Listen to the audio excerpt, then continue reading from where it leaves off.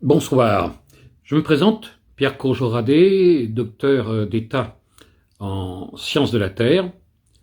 Je travaille depuis presque 15 ans sur la pollution du golfe de Gabès et de la région de Gabès en particulier, autour de la cité de Gabès.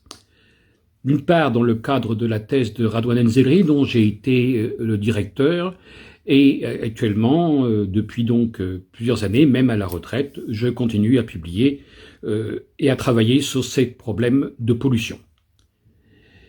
Je suis bien évidemment extrêmement attentif à tous les mouvements de protestation que je peux voir via Internet, protestations tout à fait légitimes face à une situation qui dure depuis un demi-siècle désormais de pollution généralisée liée aux émissions dans la mer, dans l'air et sur terre du groupe chimique tunisien, de ce groupe, de cette industrie qui transforme les phosphates de Gafsa en fertilisants, en engrais phosphatés.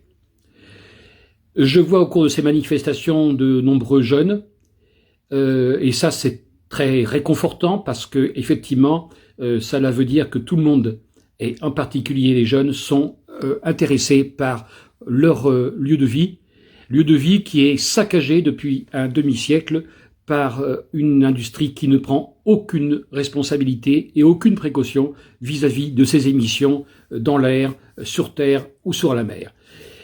Gabès est une ville martyre. Je l'ai visitée à plusieurs reprises. C'est une ville, et en particulier la plage et tout le secteur autour du groupe chimique tunisien, c'est une ville qui est asphyxiée. C'est une ville où tout a été détruit.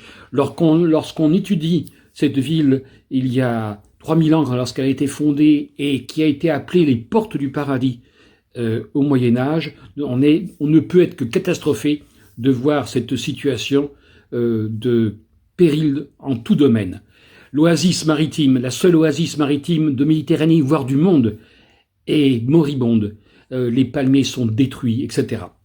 C'est inacceptable et c'est tout à fait légitime de lutter pour que cette usine arrête ce massacre, arrête cet écocide avec de nombreuses maladies vis-à-vis des habitants, des riverains.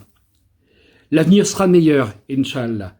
Et c'est grâce à votre lutte légitime contre cette manière inacceptable de polluer toute la vie des gens qui habitent à Gabès et autour du groupe chimique tunisien. Il est possible de faire autrement, il est possible de trouver des solutions, il suffit de réfléchir de façon collective et d'être intelligent.